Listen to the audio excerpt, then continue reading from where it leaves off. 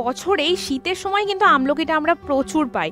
আর আমলকি আমাদের জন্য প্রত্যেক দিন একটা করে খাওয়া ভীষণ উপকারী, যেটা আমাদের চুল আর স্কিনকে ভীষণ ভালো রাখে আর হেলথ সিস্টেমের জন্যও খুব ভালো। তো আজকে আমি কিছু আমলকি নিয়ে সেটাকে কাঁটা চামচ দিয়ে ফুটো ফুটো করে নিয়েছিলাম, তারপরে একটু গরম জলে এটাকে একটু ভাপিয়ে নিয়েছিলাম। তারপরে কড়াইয়ের মধ্যে একটু আখের গুড় দিয়েছি, যেমন আমলকি তোমরা নেবে সেরকম পরিমাণে আখের গুড় দিয়ে দিও। এটা কিন্তু কোনো আচার নয়, যেহেতু আমরা সবসময় কাঁচা আমলকিটা পাই না আর খেতেও পারি না, তাই এরকম করে বানিয়ে রাখলে আমরা মাঝে মাঝে আমলকিটা খেতে পারবো।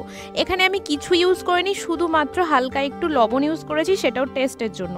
এই গুড়ের মধ্যে আমলকিগুলো দিয়ে যখন বেশ ভালো করে ফুটে উঠবে আর আমলকির ভেতরে গুড়টা ঢুকে যাবে মনে হবে, আর এরকম একটা কালার চলে আসবে, তখন এটাকে নামিয়ে নিতে পারো। আমি যদিও গুড়টা একটু বেশি দিয়েছিলাম, তোমরা একটু আন্দাজ করে দিয়ে দিতে পারো।